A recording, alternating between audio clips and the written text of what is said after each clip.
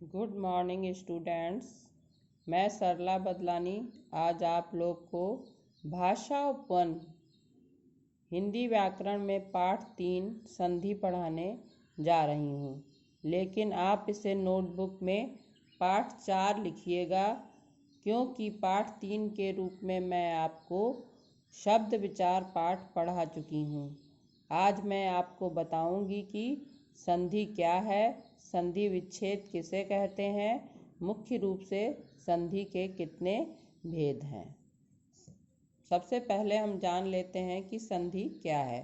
संधि जो अगर कहा जाए तो संधि का शाब्दिक अर्थ होता है मेल, यानी संधि का अर्थ है मेल।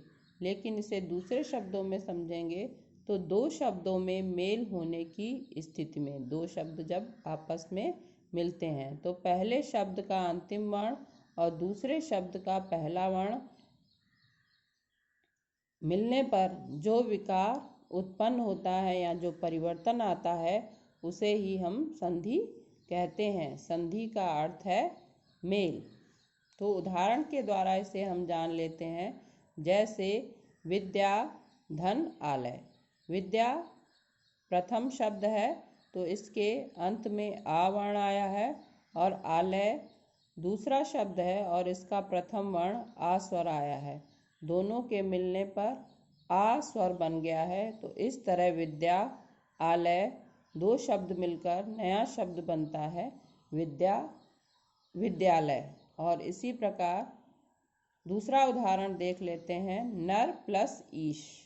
जहाँ पर कोई भी स्वर दिखाई नहीं पड़ता है वहाँ अस्वर होता है, और ईश में ई स्वर है। दोनों आ और ई मिलकर बन जाते हैं ए।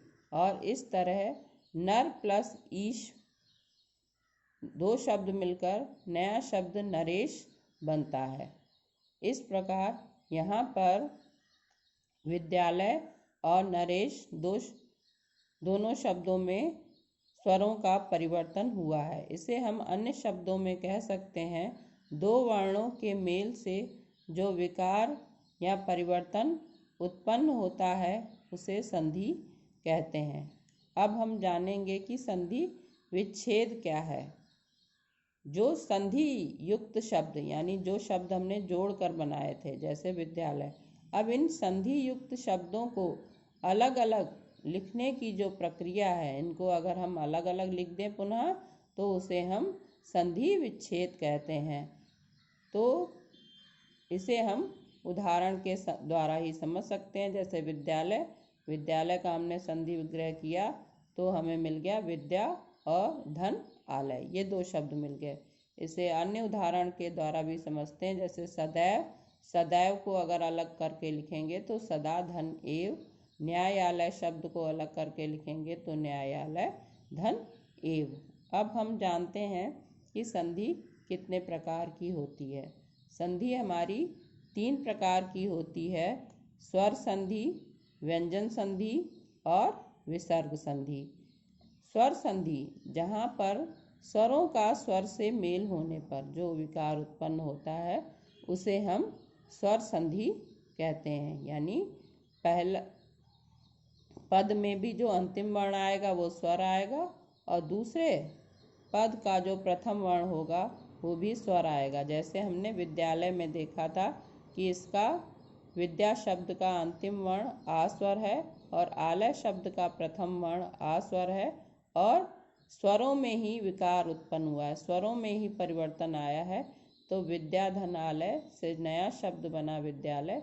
तो यहाँ पर स्वरों का स्वर से मेल होने पर जो विकार या परिवर्तन होता है उसे हम विद्यालय शब्द बनाते हैं। इसी प्रकार नर प्लस ईश में भी आ और ई ये दोनों ही स्वर हैं और इन दोनों में परिवर्तन हुआ है तो ए शब्द बना है।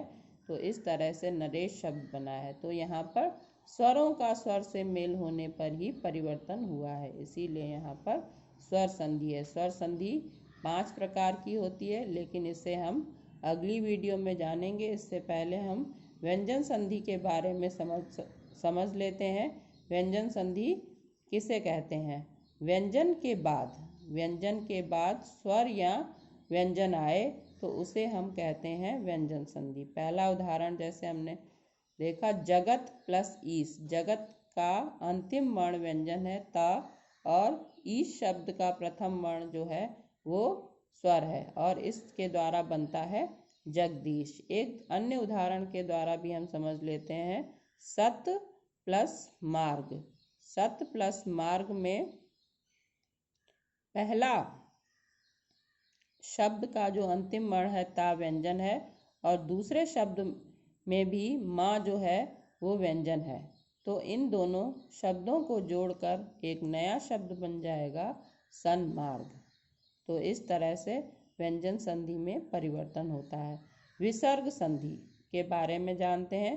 विसर्ग संधि में है विसर्ग के बाद स्वर या व्यंजन आए। विसर्ग के बाद स्वर या व्यंजन आने पर जो परिवर्तन होता है उसे हम विसर्ग संधि कहते हैं।